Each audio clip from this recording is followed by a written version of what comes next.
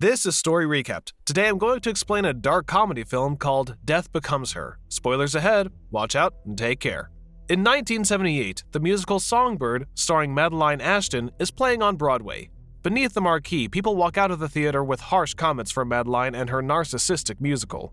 Inside, the delusional diva herself, Madeline Ashton, performs a Marilyn-esque number while some of her audience walks out, complain, or fall asleep. In the crowd is Helen Sharp, a struggling author and Madeline's frumpy frenemy. Sitting next to her is her dopey fiancé, Ernest Menville. Ernest is thirsting for Madeline so hard that even Helen notices.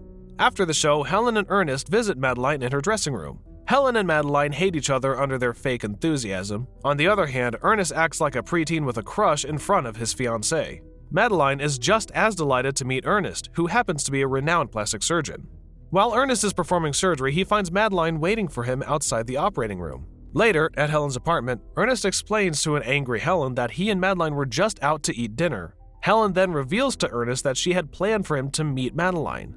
She wanted to see if he'd passed the Madeline Ashton test, explaining to him that her past boyfriends had been seduced by her rival. Ernest assures her that he has no interest in Madeline, and yet Ernest and Madeline get married later on. 7 years later, Helen has become morbidly obese and lives in a dump of an apartment infested by cats. She spends her day eating cereal and ignoring her angry landlord. The only thing that gives her pleasure is rewatching a film scene where Madeline gets murdered. Helen eventually lands in a psychiatric ward, where her psychiatrist asks Helen to open up about her issues and go to therapy. Helen then says she wants to talk about Madeline Ashton. This drives her fellow patients wild because she talks about nothing else. Exasperated by the lack of progress, the psychiatrist tells Helen that if she wants to get her life back, then she has to eliminate Madeline from her life. Helen completely misunderstands this advice, which leads her to an idea.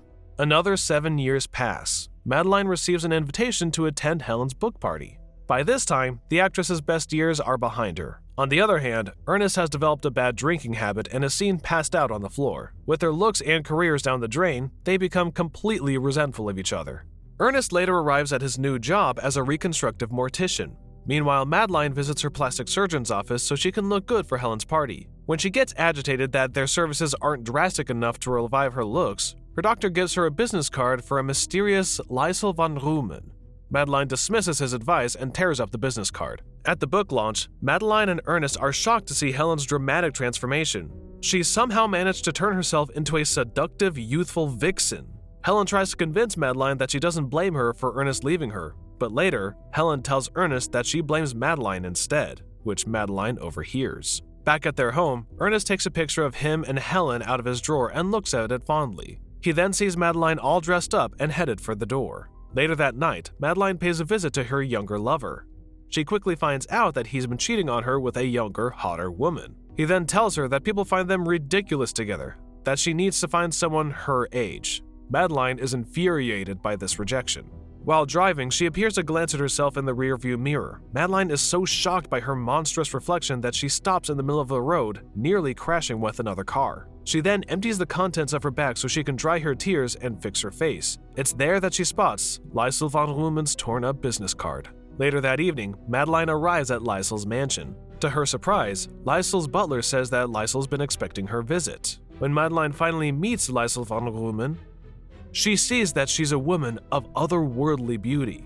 Lysel wastes no time in trying to sweet-talk Madeline, saying she understands her needs to bring back her youth. Meanwhile, Helen arrives at Madeline and Ernest's home to kill her friend. When Ernest answers the door instead, she changes tactics to seduce him further.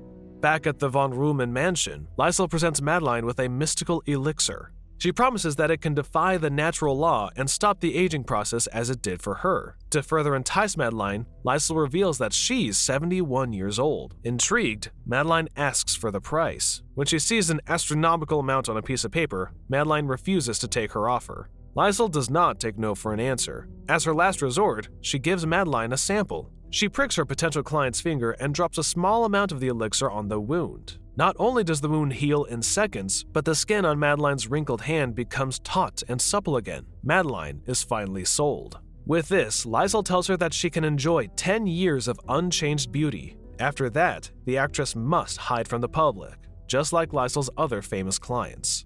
Madeline doesn't seem too concerned by this and drinks the potion like her life depended on it. Right after Madeline takes the last gulp, Lysol gives her client a cryptic warning. She tells Madeline to take care of herself. She then attaches an ornate brooch to Madeline's blouse as a gift and tells her to live forever. Before leaving, Madeline admires herself in the mirror. To her absolute delight, her body morphs back into her former beauty right before her very eyes. Back at the Menville home, Helen and Ernest are getting it on. Suddenly, Helen tries to talk Ernest into realizing that Madeline has ruined his career and his manhood. Ernest is empowered by this and gets the courage to announce that he wants to divorce Madeline.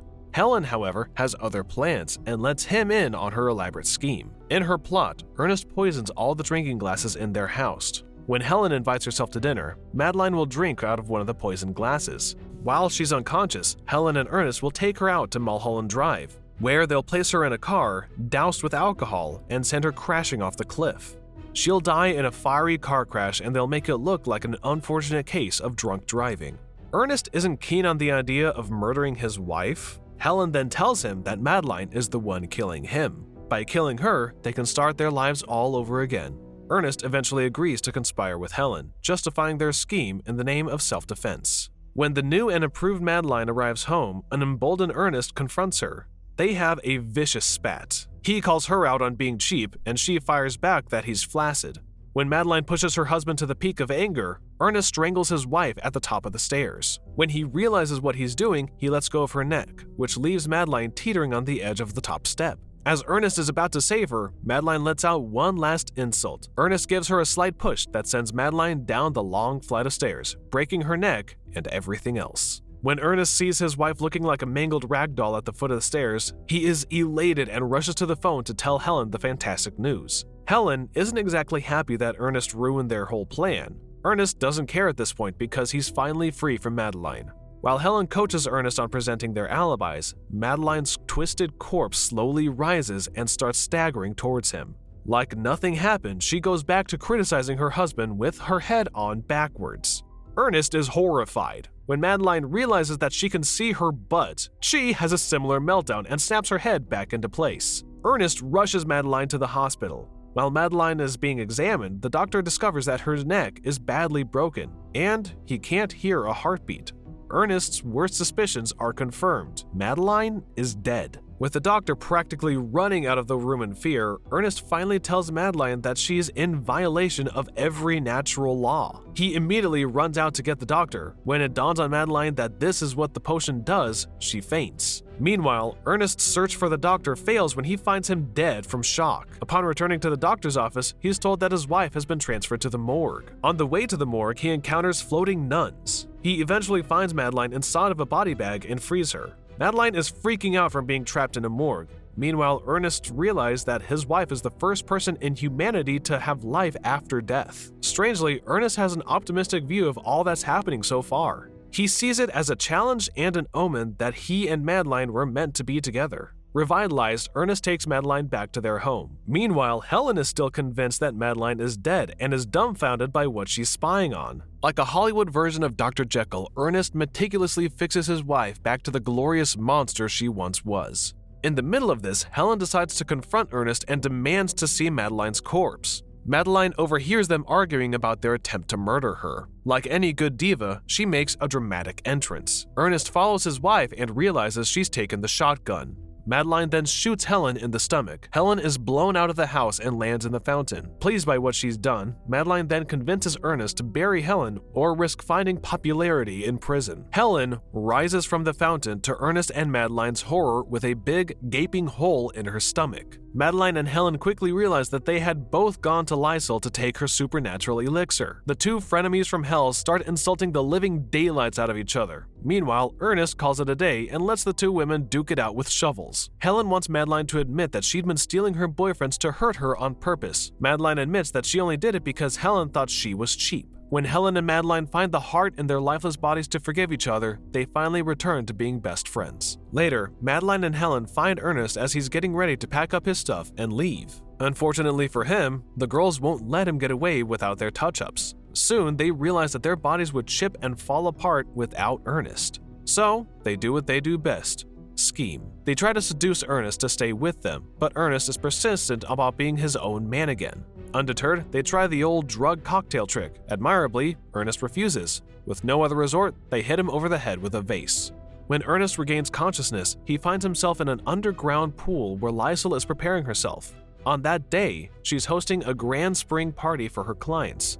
Liesl then attempts to convince Ernest to drink the elixir of eternal life. She entices him by claiming that he'll have another chance to revive his career and work forever. Ernest vehemently rejects the thought of eternal life. He does not want to see the people around him dying, and he does not want to spend the rest of his life with Madeline and Helen. He intends to stop Liesl's plans and runs away with a valuable potion. Ernest unwittingly finds himself at Liesl's extravagant party, where Marilyn, Warhol, and Elvis are attending. Madeline and Helen spot Ernest in the crowd and go after him. Ernest gets chased all over the mansion until he reaches the tower. With no other means of escape, Ernest climbs up on the roof. Madeline and Helen eventually catch up to him, but Ernest slips. He winds up hanging on a metal pipe by his suspenders. Madeline and Helen rapidly tell him that the only way he'll live is if he drinks the elixir. In a grand act of defiance, he drops the potion into the abyss before falling. Unlike the elixir, Ernest does not get smashed on the ground. Instead, he crashes into Liesl's swimming pool and eventually makes his grand escape. Unable to find Ernest, Madeline and Helen are left to contemplate the irony of their fate. They'll have to paint each other's butts for all eternity. 37 years later, a mass commemorating Ernest's life is held in a peaceful chapel, attended by his friends and family. While the priest gives a touching eulogy, Madeline and Helen sit at the back of the church and cackle like witches under their mourning veils. The priest concludes that Ernest had indeed known the secret to eternal life, which was living his life to the fullest and leaving a legacy in the hearts of his loved ones. While they're leaving the funeral, Madeline and Helen reveal their monstrous looks after decades of DIY touch-ups. As they continue to bicker, they manage to bring each other down a flight of stairs that leaves them crumbling into a million ugly pieces. Subscribe to watch more videos like this. Turn on notifications. And leave a like, it really helps the channel out. Thank you for watching.